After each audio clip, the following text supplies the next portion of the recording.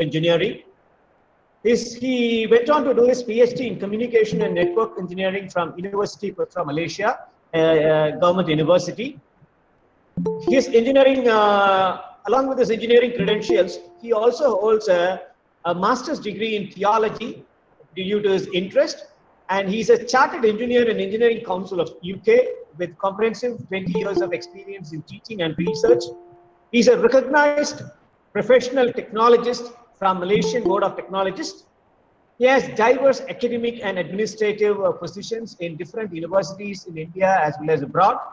He holds positions in Gariones University in Libya, KIST in Rwanda, VIT University in India, and currently he is associated with School of Engineering, Asia Pacific University, and his research areas are towards 5G and 6G communication, radio over fibers, optic networks, and millimeter wave wireless networks. So we have an eminent personality today to share his expertise to all our faculty members to initiate and motivate them to focus on the area of research as well as get knowledge from the area which he is going to share with us, 6G for sustainable society by 2030. So on behalf of everybody, I once again welcome Dr. Shankar Dorekannan from Asia Pacific University. Sir, welcome, sir. Thank you, sir. Thank you for the warm introduction. Actually, I'm very much happy for the invitation you have given me to present this topic. Let me share my. Yes, sir. You can start. You can. Yeah.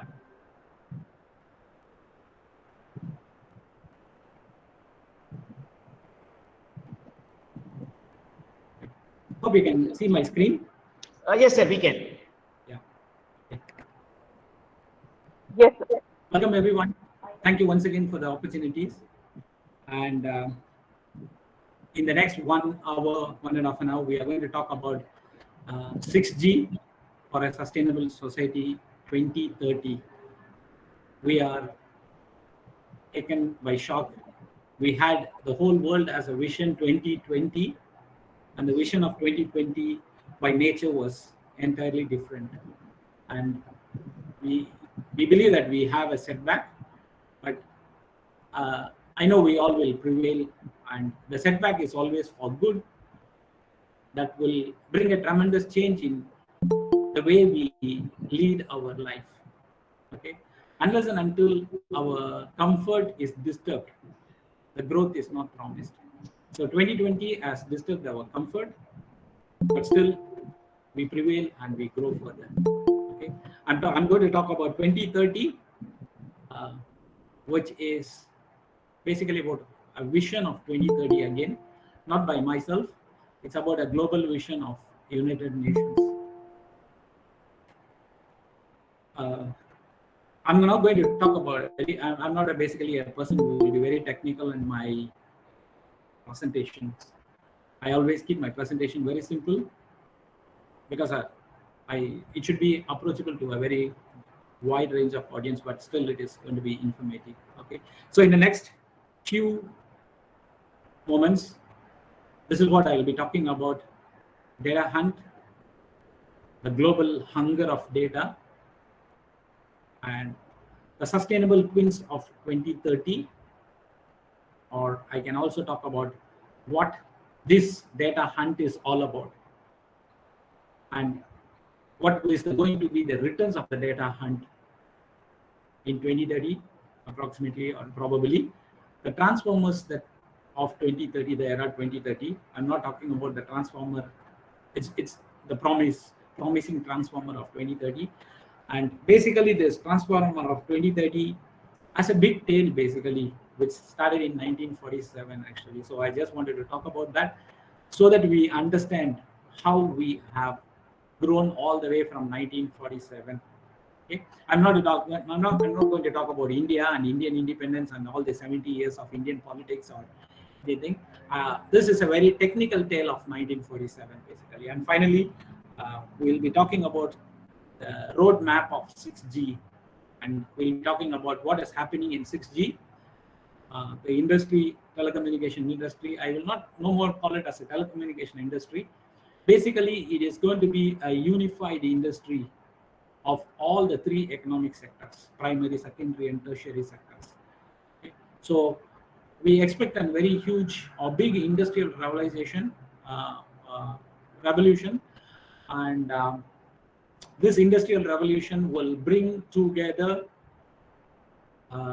a unified industrial approach in all the three sectors, or the interaction between all the three sectors, with an intelligence embedded inside, okay, or driven by an intelligence. So that's what I'm going to talk about.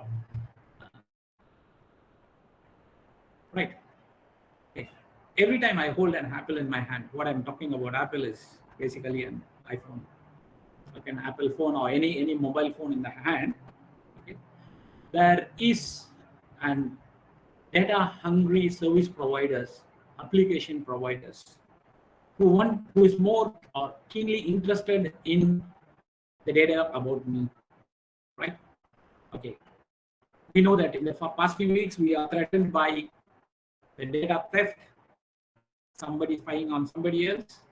I'm not talking about those political points or anything. And what I'm talking about is going to be more technical. Yes, of course, the whole world is interested in data and deriving data from everything that is connected. When I say everything, it includes every living and non-living thing, or everything that exists in the world. That's the direction which we are going in. Okay. So when you hold a connected device, when there is a connected device, it can be a very simple connected device, which is going to be a very single sensor, which is used for switching on and off of any electronic or electrical appliances, or it can be a very high performance computing devices or computing systems with a lot of intelligence behind it. Whatever it may be, there is a data mining or data hunt from that connected device.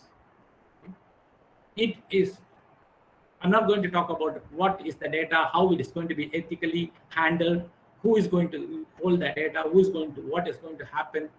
Those ethical issues are to be sorted out, okay, and will be sorted out. That's what I'm believing, because we have another 8 more years to go ahead. So those ethical issues related to data handling will be sorted out. And this is a new technology, a new technique in new directions of the world. So obviously there will be ethical glitches, ethical issues, a fear psychosis, and hysteresis. Everything will be